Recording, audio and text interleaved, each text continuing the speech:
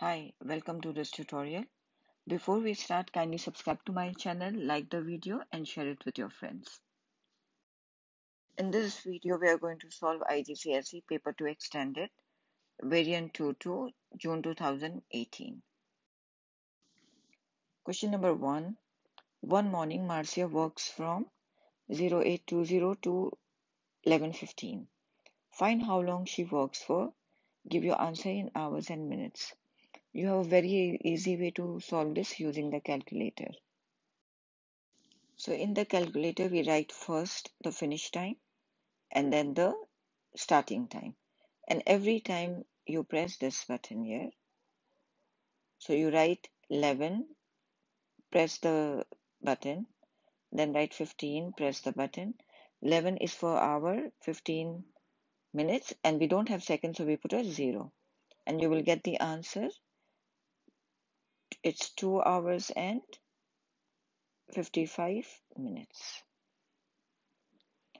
Question number 2, expand the bracket. So we have to multiply 7 by x and 7 by negative 8. So you get 7x minus 56.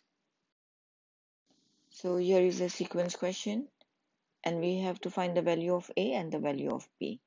The first thing to do is find the difference between each term. So 9 minus 13 is negative 4. So when you do 13 minus 4, you get 9. The same we are going to find for each one. 3 minus 9, you will get negative 6. Negative 3 minus 3 is negative 8.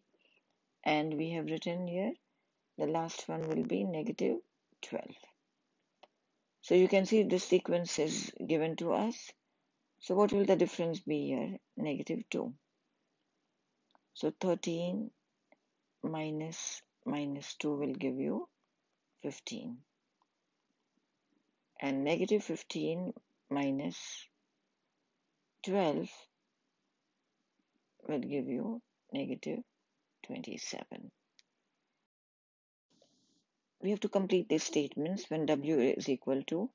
We have to find the value of w, and an equation has been given to us. 10w is equal to 70. We know that it means 10 multiplied by w.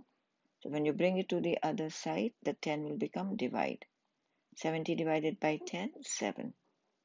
So when w is equal to 7, 10w is equal to 70. In part B, when 5x is equal to 15, what is 12x equal to? So x is equal to 15 divided by 5, which is 3. Therefore, 12 times 3 is 36. The answer is 36. Question number 5. Work out the difference between the two prime numbers in the list above. What are prime numbers? Prime numbers are numbers that are only in its own table and in the times table of 1. They are not divisible by any other number. So here the prime numbers are 17 and 41. They want us to find the difference. Therefore, 41 minus 17 is 24. Without using a calculator, we have to work out 2 over 3 minus 1 over 12. And we must show all the working and write the fraction in the simplest form. So we have 2 over 3 minus 1 over 12. 3 times what will give you 12? 4. The same thing you multiply above also. So now you will have 8 over 12 minus 1 over 12. Your denominators are same, so you can write it as one fraction. 8 minus 1, 7 over 12. That's your answer. The next question. A and B are two towns on a map. The bearing of A from B is 140. Work out the bearing of B from A. You need to remember a very simple thing. If you have been given the bearing of A or B and it is obtuse. What is obtuse? Obtuse means it is between 90 and 180. Between it. Whenever you have been given an obtuse angle, and you want to find the bearing of the other angle, you will just add it to 180, and the answer is 320. So the bearing of B from A is 320. In this question, there are some numbers written in standard form. The first thing you should do is convert these numbers into normal numbers. So you can use your calculator, and these are the numbers that you will get. Now you can easily see which is the smallest number, which is the largest number, and you can answer. So which is the largest number? This one is the largest number. There are 1, 2, 3, 4, 5, 6, 7 digits, and here there are 6 digits. So this is the largest number, and you will write it in your base form. And the smallest number, we can see it's this one. So 5.21 multiplied by 10 to the power of -3. Using a straight edge and compasses only, construct the locus of points that are equidistant from A and B. A and B are 2 points. The locus of 2 points is the perpendicular bisector of the line AB. So if you have 2 points A and B, from this point make an arc like this, and with the same thing from this point make an arc like this. So this is and then join the 2 points. So this is your locus of points that are equidistant from A and B. Now let's do it on the points that are given to us. So when you are done, it will be like this. You can either make a full arc like this, or just make small arcs and join the 2 arcs together. We have to factorize completely this equation. The first thing, if you have 4 terms like that, separate them into 2 terms. Okay? What is common is y. We remove the y out, we'll have x plus 2. And here what is common? 3 times 1 is 3, and 3 times 2 is 6. So we can see plus 3 is common. X plus 2.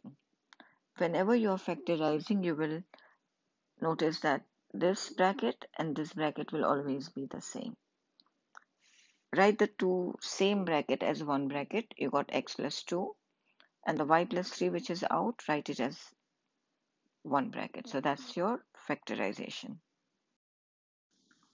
So this is a similar triangle question. We have been told the diagram shows two mathematically similar triangles, T and U. Two corresponding sides are 3 and 12. The area of triangle is 5 square centimeter. Find the area of triangle U. So this area is 5 square centimeter, and the first thing we will do is we will take the length of T and multiply by K. K is your scale factor. When you multiply by that, you will get the length of U. So what is our T length? 3. 3 multiplied by K is equal to 12. K is equal to, this is a multiply, when I bring on the other side, it will be divide. So 12 divided by 3, K is 4. We got our scale factor, but this is for length. Now if you want to find the area, so you will do area of T multiply by the scale factor square, and it will give us the area of U. The area of T we know is 5 square centimeter. Multiply by 4 square will give us 80 square centimeter. So this is the area of triangle U. If suppose you wanted to find the volume, your scale factor, you will cube it. Okay?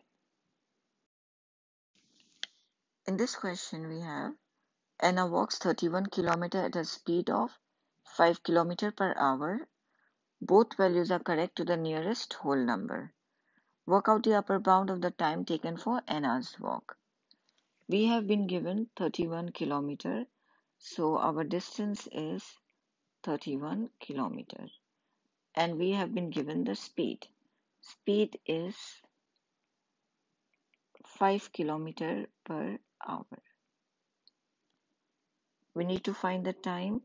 The formula to find time is distance over speed. We need to find the upper bound of the time. When you're finding upper bound or lower bound, if it is multiplication and addition, you will do upper bound multiplied by upper bound, lower bound multiplied by lower bound. But if it is division, as in this case, or subtraction, there are different rules. This is the rule to find upper bound. Upper bound of the big number divided by the lower bound of the small number. So upper bound of distance is 31.5 and lower bound of speed is 4.5. Now to find time, we are going to divide 31.5 by 4.5. And the answer is 7 hours. We have been given an histogram which tells us about the time spent in a shop by each of 80 people. A frequency table has been given and we have to complete it. So the first thing you should know is the rule. Frequency density is equal to frequency divided by class width. You have been given the frequency density, you have been given the class width, and you are supposed to find the frequency. So we will rearrange the formula. It will be frequency density multiplied by class width is equal to frequency. In the first bar here, this is the class width is 10 and the frequency density. Between 0 and 1 there are 20 lines. So each line is going to be 0.1. So considering that this is 1, this will be 1.5. So our frequency for the first bar will be 1.5 times the class width, which is 10, 15. So the first answer is 15. Then now for the second bar here, you can see the class width is 20. Now we need to find the frequency density. This is 1 and each two bars are 1.1. Not bars, sorry, the lines. So this frequency density is 1.1. 1.1 times 20 will give you 22. That is the frequency for the second area. We have been given a cuboid with base area 7 square centimeter and the volume is 21 cubic centimeter. Work out the total surface area. For surface area, you need the length, the width and the height. So the first thing we'll do is find the height. Because volume has been given to us and the area has been given to us, we will use the formula volume is equal to base area times height. Replace the volume with 21 and base area with 7. And then we divide 21 by 7. That will give us our h. Therefore, h is equal to 3 centimeter. Now that we have got our height, length and width, we are going to use the surface area formula, which is 2LW plus 2LH plus 2WH. Before we start substituting here, let's just write it on the side. Length is 7 centimeter, width is 1 and height is 3 centimeter. Now we are going to replace here. So 2 times 7 times 1 plus 2 times 7 times 3 plus 2 times 1 times 3. And this will give us 62 square centimeters. We have to find the volume of a cylinder of radius 5 centimeter and height 8 centimeter. Give the units of your answer. To find the volume of a cylinder, you need to know only the equation. It's a very easy question if you know your equation. Volume of a cylinder is equal to pi r square h. Now we are going to replace the r with 5 and h with 8. So we'll get pi multiplied by 5 square multiplied by 8, and this will give us 628.3. They also want the units. Because it is centimeter, it will be cubic centimeter. Volume always has a unit of cubic. It could be centimeter, meter, or whatever unit they give you. And area will be square. The diagram shows a circle center O. AB is the chord of length 12 centimeter, so this is 12 centimeter. M is the midpoint of AB, and OM is 4.5 centimeter. Calculate the radius of the circle. So what is the radius? The radius is AO. And because M is the midpoint, it will divide the chord into two equal segments. And OM is already given to us, which is 4.5 centimeter. And this will be half of 12, which is 6. It's a perpendicular bisector, so it's going to be a right angle triangle. We have been given two sides. To find the third side, we will use the Pythagoras Theorem, which is a square plus b square is equal to c square. C is your hypotenuse, the side which is opposite your right angle. So in this case, it is AO. And the other two sides can be whatever you want to write first, it's fine. So AM square plus OM square is equal to AO square. AM is 6, so 6 square plus OM is 4.5 is equal to AO square. We don't want AO square, we want AO. So we will square root this here, that will give us AO. As we already said in the starting that AO is the radius. So this, when you put in the calculator, you will get the radius, which is 7.5 centimeter. So we have been given a speed, time, distance graph, and it shows information about the first 8 seconds of a car journey. The car travels with a constant acceleration, reaching a speed of v meter per second after 6 seconds. So the speed has not been given to us, but the time has been given to us. The car then travels at a constant speed of v meter per second for a further 2 seconds. So till here, the car travels a total distance of 150 meters. Work out the value of v. So we have to find out the speed. The total distance in a speed time graph is the area under the graph. As you can see that this is a trapezium. To find the area of a trapezium, we use the formula half a plus b times h is equal to area. Here, your a is the down parallel line and b is your top parallel line. A is, we know it is 8, so half times 8. And what about b? This is the straight line here, 8 minus 6, 2. So 8 plus 2, and h is our v, is equal to 150 meters, which has been given to us. Put this in the calculator, you will get 5 times v is 5v is equal to 150. We'll divide 150 by 5, that will give us 30. So v is 30. A ball falls d meters in t seconds. D is directly proportional to the square of t.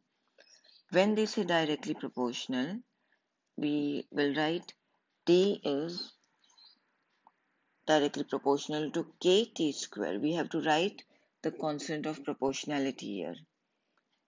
After that, we'll change the sign into equal sign. So d is equal to kt square. The distance has been given and the time has been given. Distance is 44.1 meter, time is 3 seconds. We are going to replace that, and then we have to find k. So 44.1 divided by 3 square is your k, which is 4.9. They want you to find the formula for d in terms of t. So now write d is equal to, and in place of k, we are going to put 4.9. So d is equal to 4.9 t square. In part B, we have to calculate the distance the ball falls in 2 seconds. We know the formula already. We have the constant of proportionality. The time has been given to us. We just have to replace it and find the distance. The distance is equal to 4.9 2 square, which will be 19.6 meters. We have been given a sketch here, and we have to find the two inequalities that define the region on the grid that is not shaded. So this is the one line here, and this is the second line. This one is fairly easy. You know that on the y-axis, this is y is equal to 2. You want the region which is above the line. So y is more than 2. If you have dotted lines like this, then we write more than or less than. If you have a straight line, we write more than or equal to or less than or equal to. Also, another thing to know is when you have on the y-axis and the x-axis the same point, you have 3 and 3. So y plus x is equal to 3. That is the equation. But we are not looking here for equal. We have to use the inequality sign. So from the region here, we'll take a test point. From this region, choose any point. When x is 2, y is 4. And we are going to replace it in this equation. 4 plus 2 is 6. So it's more than, correct? 3. So you have y plus x is more than or equal to 3. These are your two answers. You can write this like this, or you can write it as y is more than or equal to 3 minus x. Both the ways are right. This is a matrix question. Matrix has been removed from the syllabus from this year, but let's still do the question. So we have been given 4 matrices. Work out which matrix calculation does not give the answer 1919. This is the identity matrix. When you multiply anything by the identity matrix, you will get the same answer. So A times I is going to be the same, and I times A is also going to be the same. They want us to find out which matrix calculation does not give the answer 19 and 19. So obviously this is cancelled, as it will give us 1919. It's easier to do addition than multiplication, so we will do B plus I and check whether it gives us 19 or not. B is 0918 plus 1001. Now we have to add the first terms together. So 0 plus 1 is 1, and then 1 plus 0 is 1, 9 plus 0 is 9, and 8 plus 1 is 9. So it gives us the same answer as this. Therefore, even this cannot be the answer. So if 3 are cancelled out, this must be the answer. To find the determinant B, there's a formula. If you have been given a matrix A, B, C, D, to find the determinant, you will do AD minus BC. So what is our A in this equation? 0. 0 multiplied by 8 minus 1 multiplied by 9, which will give us negative 9. In C, we are told to explain why matrix A has no inverse. Whenever any matrix has no inverse, it is because the determinant is 0. No need to solve it, you can just directly write it. The determinant is 0. The scatter diagram shows the value in thousands of dollars of 8 homes in 1996, that's here, and the value of the same houses in 2016. One of these 8 houses had a value of 70,000 in 1996. That's here. What is the value of the house in 2016? So it is 140. Remember, it is in thousands, so you put $140,000. In part B, we have been given the values of two more houses, and their value in 1996 has been given, and the corresponding values in 2016 has been given. On the scatter diagram, we have to plot these points. So when it is 40, it's going to be here, 40 and 80. So one point is going to be here. And when it is 80, it is 150. This is 140 and 160, so 150, it will be somewhere in between here. So these are our points. The next one, on the scatter diagram, draw a line of best fit. So we have drawn the line of best fit. Try to have equal number of points on either side. Then in D, another house had a value of 50,000 in 1996. That's here. Find an estimate of the value of this house in 2016. So go up and you will get approximately around $90,000. So the answer is $90,000.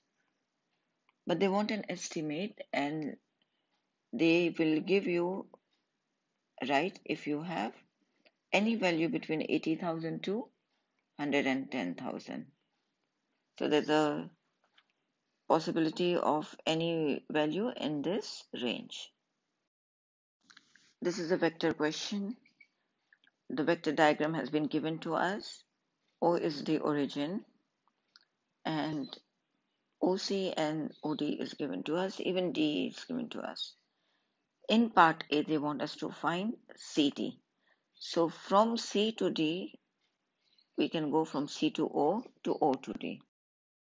So CD is equal to CO plus OD. What is CO? Negative 2A plus 3B. But this arrow is going the other way, so our signs will change. We will write CD is equal to negative 2A plus 3B plus 4A plus B. The negative and the negative will change the signs which is inside the bracket. So we'll be left with 2A minus 3B plus 4A plus B. When we simplify this, we'll add the A together and the B's together. So we'll get 2A plus 4A, 6A minus 2B. D is given to us, A minus 2B, and they want us to find the position vectors of E. Position vectors means from O to E. So they want us to find OE. That will be OE is going to equal to OD plus DE. It will be 4A plus B plus A minus 2B. Add the like terms together, so 5A minus B is the position vector of E. This question gives us a Venn diagram, and the information about the number of elements in the sets has been given to us. So this is set A and B. In part A, N, A union B is equal to 23. This tells us that the number of elements in A union B is 23. What is A union B? It is the union of these two circles. So it's all the elements that are here. We'll write an equation, 20 minus x plus 8 minus x is equal to 23. The negative x plus x will get cancelled. 20 plus 8 is 28 minus x is equal to 23. Bring the 23 here and make your x positive. So 28 minus 23 is equal to x. 5 is equal to x. So the value of x is 5. In part B, an element is chosen at random from the set A.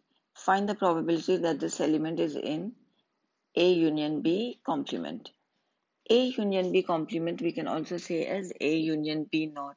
it is easier to understand. We know that the number of elements in A union B, this is 23. So the total number of elements are 23 plus the 7 which is out, 30. If I want to find the probability that this element is in A union B complement, which is the outside part of the union, it will be 7 over 30. 30 is the total number of elements and 7 is the favorable one. This is a probability question. Box A and box B contain blue and green pens only. Raphael picks a pen at random from box A and Pablo picks a pen at random from box B. The probability that Raphael picks a blue pen is 2 over 3 and the probability that both Raphael and Pablo pick a blue pen is 8 over 15. Find the probability that Pablo picks a blue pen. So let's mark what are the important things. The probability of Raphael picking a blue pen is 2/3. Of both Raphael and Pablo picking is 8 over 15. The key word here is and. And means intersection. So when you are writing that, find the probability that both Raphael and Pablo pick. So both Raphael and Pablo picks a pen, the probability is 8 over 15. When it is a intersection, we multiply. The probability of Raphael is 2 over 3. So we have to find the probability of Pablo. It will be 8 over 15. As this is a multiply here, when I move here, it will become a divide. 8 over 15 divided by 2 over 3. Probability of Pablo picking a blue pen is 4 over 5. The next part of the question, find the probability that both Raphael and Pablo pick a green pen. Part B. Find the probability that both Raphael and Pablo pick a green pen. Let's find the probability of the green pen. To do that, first let's write down the probability of Raffaello having a blue pen. It's 2 over 3. We know that from part A. And to find green, it will be 1 minus blue over 3. The probability of green is going to be 1 minus 2 over 3, which is 1 over 3. The probability that Paolo picked a green pen, we are going to do the same thing. First, we will write the probability of his having a blue pen. So that is 4 over 5. Therefore, probability of green will be 1 minus 4 over 5, which is 1 over 5. The question says and means intersection, and also tells us that we need to multiply. So probability of Raphael taking a green pen and Paolo taking a green pen is going to be 1 over 3 multiplied by 1 over 15, which is 1 over 15. Sorry, 1 over 3 multiplied by 1 over 5, which will give us 1 over 15. 2 points have been given to us, P and Q. Find the equation of the line perpendicular to PQ that passes through the point 5, 1. Give your answer in the form y is equal to mx plus c. The first thing we'll do is find the gradient using this formula. Gradient is equal to y2 minus y1 over x2 minus x1. I can take this as x1 and y1 or x2 and y2, or I can take this as x1 and y1 or x2 and y2. It doesn't make a difference. So we will take gradient is equal to 24 minus 9 over 22 minus 16. That will give us 5 over 2. But we have to find the gradient of the line perpendicular to PQ. To find the gradient of perpendicular line, we take this gradient and we do negative 1 over m. Basically what we do is we flip this over and change the sign. So this is 5 over 2. The gradient of the perpendicular line will be negative 2 over 5. Now using the equation y is equal to mx plus c, we have to find c.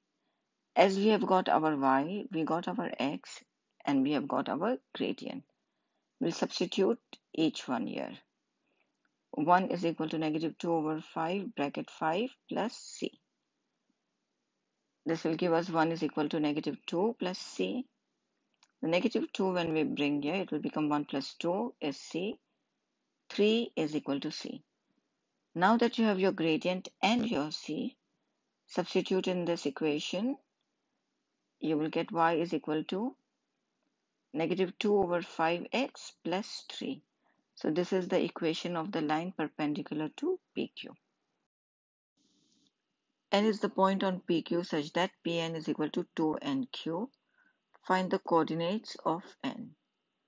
So this is P, and we have the x coordinate 16 and the y is 9. Q, we have x is 22 and y is 24. They have written that Pn is equal to 2nq and n is a point on PQ. So if we write it as a ratio, we can say, because it is divided into one part and two parts, so total there are three parts. So 1/3 of PQ is equal to Pn. We can write it as Pn is equal to 1/3 of PQ. Now that you want to find the coordinates of n, you can write for x, you will write 1/3 of the difference between the two x coordinates. So 1/3, 22 minus 16. And whatever is the lowest, what is the lowest here? 16. You add 16 to it, is equal to 18. We are going to do the same with y. 1/3 of the difference between y, which is 24 minus 9, which is the lower value here, 9 plus 9 is equal to 14. So the coordinates of n are 18 and 14. This brings us to the end of this tutorial. If you have any questions, kindly post them in the comment section. If you need any particular exam paper, do let me know. Thank you for watching.